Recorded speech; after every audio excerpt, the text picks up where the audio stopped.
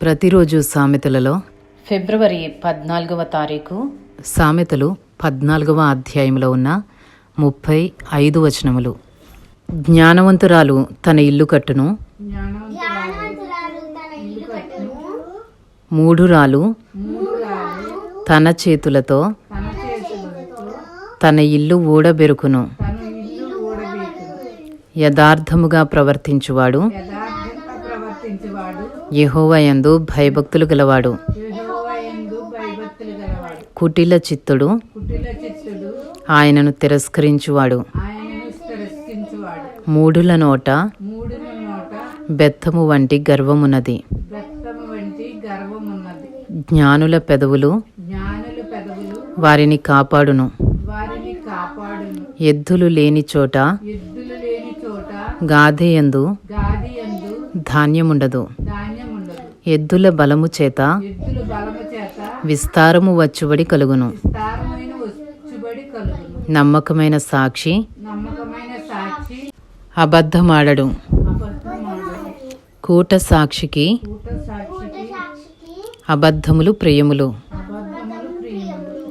అపహాసకుడు జ్ఞానము వెదకుట వ్యర్థము. తెలివి గలవానికి జ్ఞానము సులభము. బుద్ధిహీనుని ఎదుట నుండి వెళ్ళిపొమ్ము. జ్ఞానవచనములు వాని యందు కనబడువు కదా. తమ ప్రవర్తనను కనిపెట్టియుండుట వివేకుల జ్ఞానమునకు లక్షణము.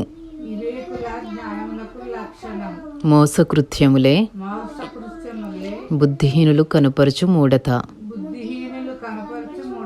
మూఢులు చేయు అపరాధ పరిహారార్థ బలి వారిని అపహాస్యము చేయును.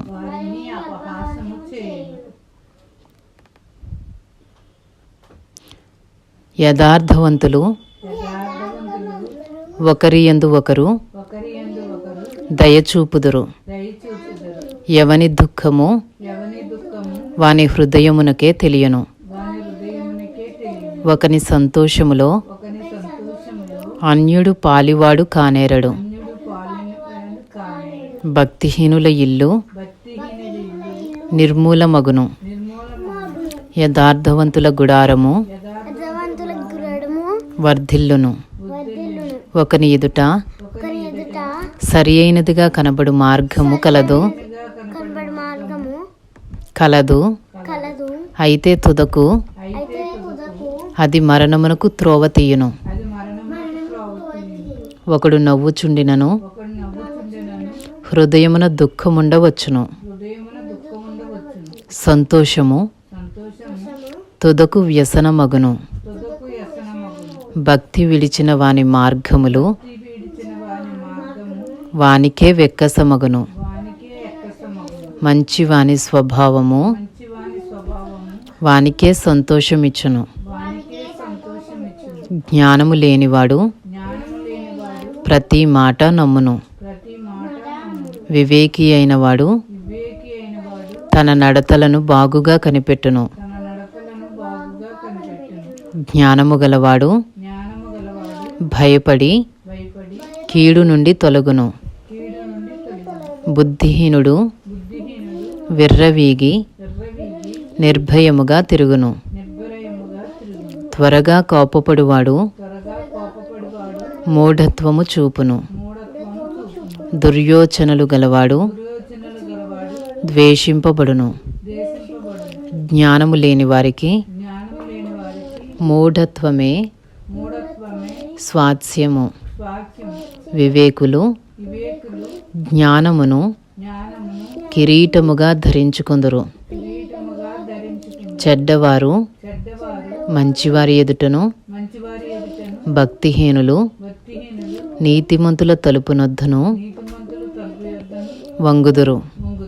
దరిద్రుడు తన పొరుగు వారికి అసహ్యుడు. ఐశ్వర్యవంతుని ప్రేమించువారు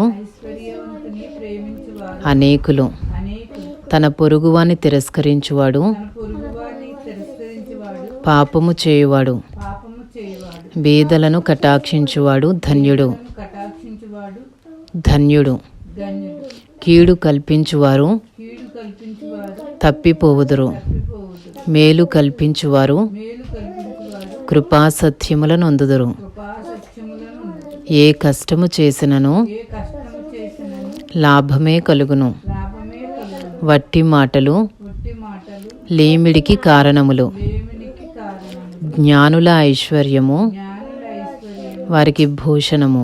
వారికి భూషణము. బుద్ధిహీనుల మూఢత్వము బుద్ధిహీనుల మూఢత్వము మూఢత్వమే. మూఢత్వమే. నిజము పలుకు సాక్షి నిజము పలుకు సాక్షి మనుష్యులను రక్షించును. మనుషులను రక్షించును. అబద్ధములాడువాడు అబద్ధములాడువాడు వట్టి మోసగాడు. ఒట్టి మోసగాడు. యెహోవాయందు యెహోవాయందు భయభక్తులు కలిగియుండుట భయభక్తులు కలిగి ఉండుట బహుధైర్యము పుట్టించును. బహుధైర్యం పుట్టించు. అట్టి వారి పిల్లలకు అట్టి వారి పిల్లలకు ఆశ్రయస్థానము కలదు. ఆశ్రయస్థానం కాదు. యెహోవాయందు భయభక్తులు కలిగియుండుట యెహోవాయందు భయభక్తులు కలిగి ఉండుట జీవపు ఊట. జీవపు ఊట. అది మరణ పాశములలో నుండి అది మరణ పాశములో నుండి విడిపించును. విడిపించును. జన సమృద్ధి కలుగుట చేత సమృద్ధి కలుగుట చేత రాజులకు ఘనత వచ్చును. రాజులకు ఘనత వచ్చును. జనక్షయము జనక్షయము రాజులకు వినాశకరము. రాజులకు వినాశకరము. దీర్ఘశాంతము గలవాడు దీర్ఘశాంతము గలవాడు మహావివేకి. మహావివేకి. ముంగోపి